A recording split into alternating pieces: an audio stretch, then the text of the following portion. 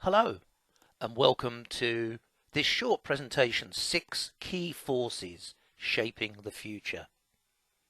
Now I guess one of the reasons you're here is you have an interest in the future like I do.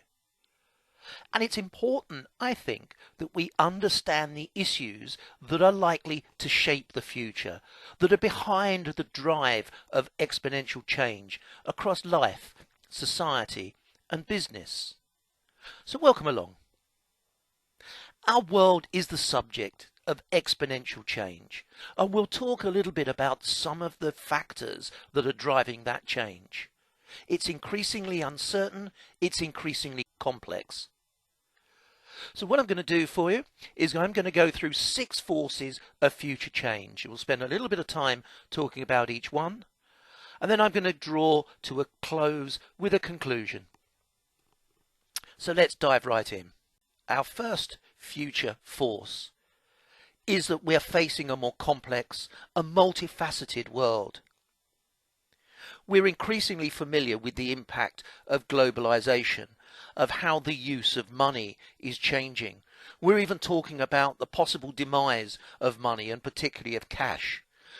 We're seeing exponential technologies, we're seeing information, a new type of knowledge economy, speed and ideas coming to market ever more quickly.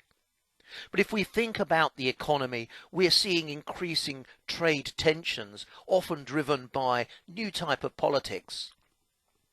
We see increasing reason for tension and conflict around the world, be that in the Middle East, be that the war on terrorism, be that other conflicts. Increasingly, we see the result of climate change, increasing natural disasters, and the way that technology is changing, and particularly around data security and security of our personal identities. So this world is increasingly complex, it's increasingly changing, and it's changing in multifaceted ways. So the second force is about individuals shaping their own futures. So this increasing move for independence, for specifically designed products and services. That also manifests itself in our improving digital literacy. That's going to be increasingly important as we look to find our and our business's place in the world. It's a factor of how increasingly curious we're becoming, how increasingly we can satisfy that curiosity using the internet, how lifelong learning is going to become increasingly important, particularly as we take numerous choices about the way that we develop our own capabilities and think about opportunities for new jobs and new work. Increasingly, we're open to new ideas and experimentation. The third factor is sustainability. And in the past, where sustainability has been something nice to do, it's been something that goes below the profit line in financial statements and annual reports. But increasingly, sustainability is going to become a license to operate. And here, the United Nations 17 Sustainability Development Goals are a wonderful template to think about how we should consider our impact on the ecosystem within which we operate. Part of that is about thinking about the balance between consumption and production, the growth of the circular economy, thinking about food sustainability, innovating to zero, and perhaps even increasingly localized production. It's also about our energy needs and the environment coming together. How do we meet energy demand from increasingly environmentally friendly generation methods? And how do we preserve natural resources and biodiversity? All these factor into the sustainability equation. Number 4 is about emerging consumers. There are some key factors here around social and demographic shifts, the aging population, the generational expectation, both at the young and the older end of ages. It's also about how structures like family structures in society are changing, how migration patterns are changing and what might be underpinning those, and our perspective on diversity and inclusion. The fifth factor is exponential technology development. And whether it's 3D printing, whether it's robotics, whether it's human augmentation, synthetic biology, blockchain, quantum computing, immersive technologies, atomically precise manufacturing, or nanotechnology, all of these technologies are emerging. But the interesting thing for me is the one technology that draws them together is artificial intelligence.